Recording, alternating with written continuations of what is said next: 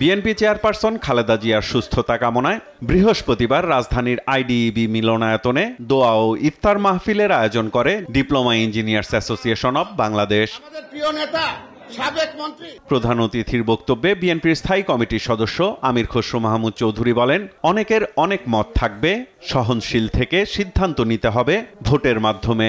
আমাদের সকলের মতের প্রতি সহনশীল হতে হবে, শ্রদ্ধা জানাতে হবে, সম্মান জানাতে হবে, কিন্তু সিদ্ধান্ত হবে দিনের শেষে বাংলাদেশের মানুষের ভোটের মাধ্যমে।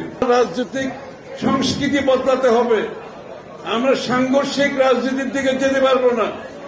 আমরা বাংলাদেশে সহনশীল শান্তিপূর্ণ পরিবেশ রাখতে হবে। এদিকে রাজধানীর গুলশান কার্যালয়ে বিএনপি মহাসচিব মির্জা ফখরুল ইসলাম আলমগীরের সঙ্গে সাক্ষাৎ করেন ইউরোপীয় ইউনিয়নের রাষ্ট্রদূত মিশেল মিলার। সংবাদ সম্মেলনে আলোচনার বিষয়বস্তু তুলে ধরেন বিএনপির স্থায়ী কমিটির সদস্য আমির খসরু মাহমুদ চৌধুরী।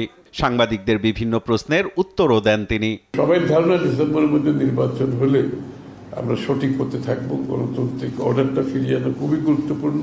আমরা একটা ডাইভার্সিফাইড একটা কান্ট্রি, যেখানে ভিন্ন মত ভিন্ন পথে চলবে, কিন্তু যেখানে ঐক্যমত হবে সেই বিষয়গুলো আমরা সমাধান করতে পারবো ইমিডিয়েটলি। আর যেখানে ঐক্যমত হবে না, সেটা আগামী দিনে নির্বাচনে প্রত্যেকটি দল তাদের ম্যান্ডেট নিয়ে, তাদের ম্যানিফেস্টো নিয়ে, তাদের ভাবনা নিয়ে জনগণের কাছে যাবে এবং জনগণের ভোটের পরিপ্রেক্ষিতে যে সংসদ হবে, জনগণ যে ম্যান্ডেট দেবে, সেই সংসদ সেই সংস্কারগুলো বাস্তবায়ন করবে।